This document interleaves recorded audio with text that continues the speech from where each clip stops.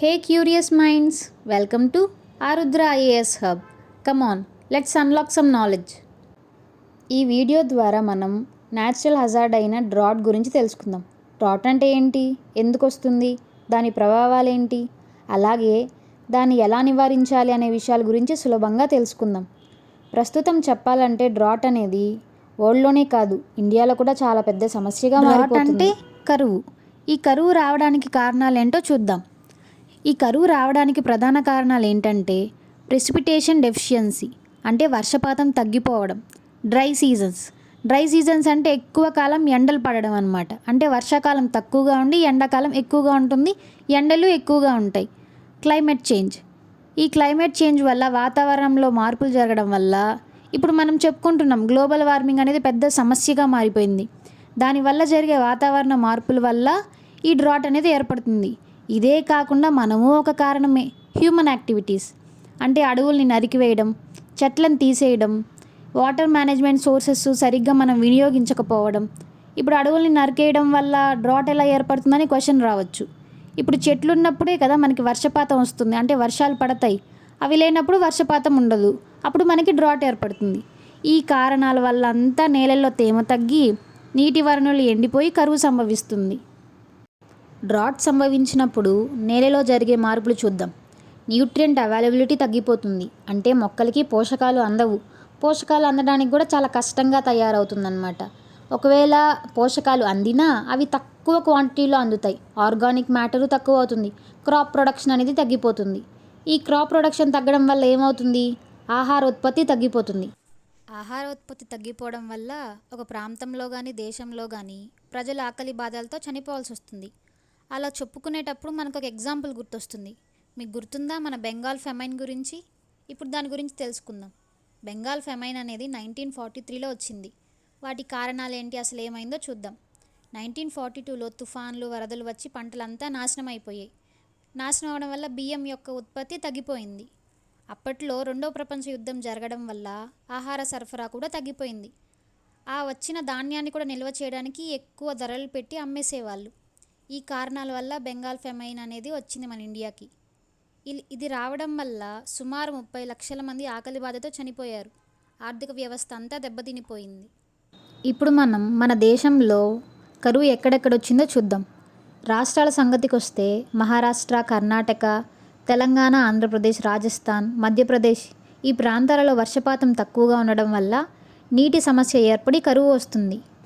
మన రాష్ట్రంలో చూసుకుంటే ఆంధ్రప్రదేశ్లోని అనంతపూర్ డిస్టిక్, కర్నూలు డిస్టిక్, రాయలసీమ ప్రాంతం అంతా కొన్ని ప్లేసెస్లో ఈ కరువు సమస్య అనేది ఏర్పడుతుంది.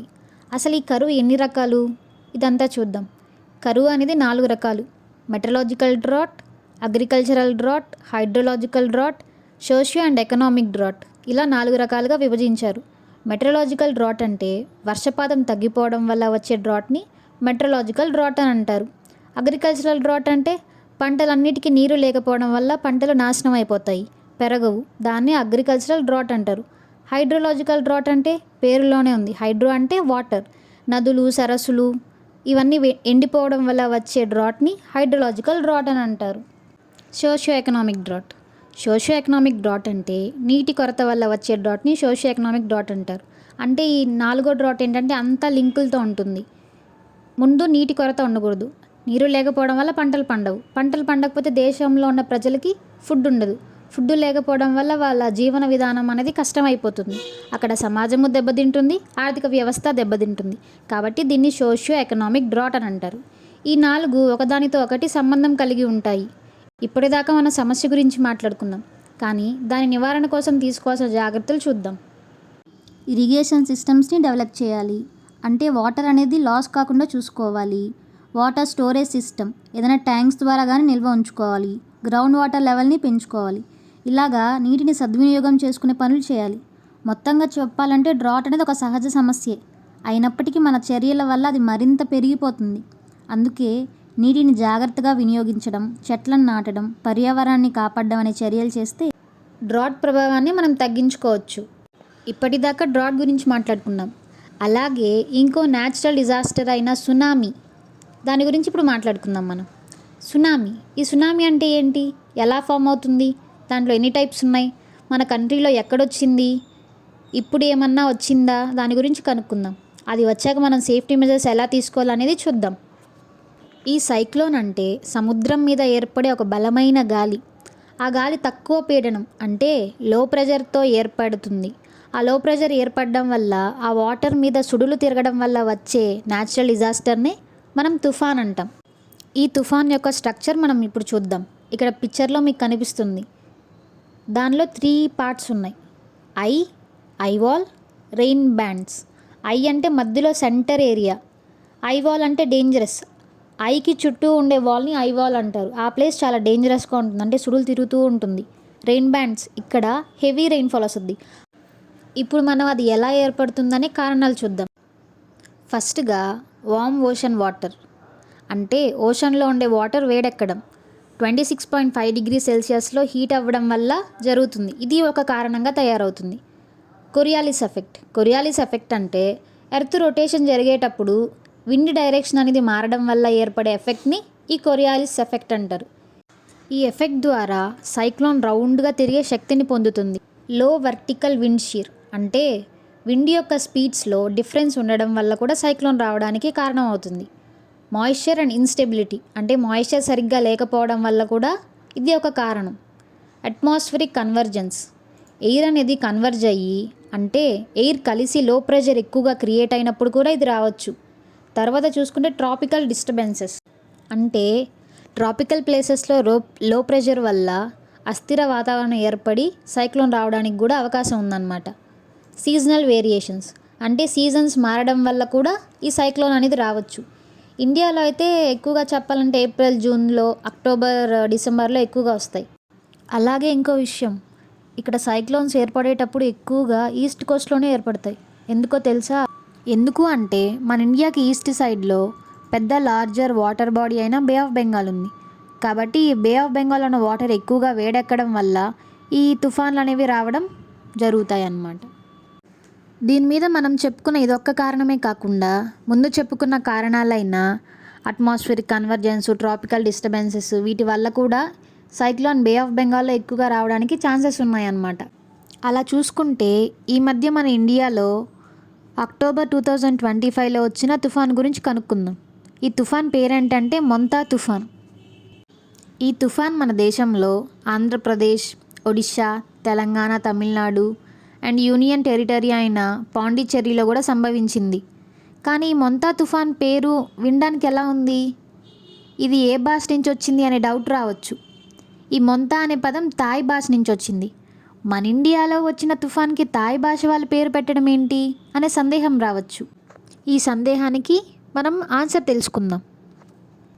బే ఆఫ్ బెంగాల్లో, అరేబియా సీలో ఏర్పడే తుఫాన్ల యొక్క హెచ్చరికలు ఇచ్చేది world meteorological organisation and Indian meteorological department అన్నమాట.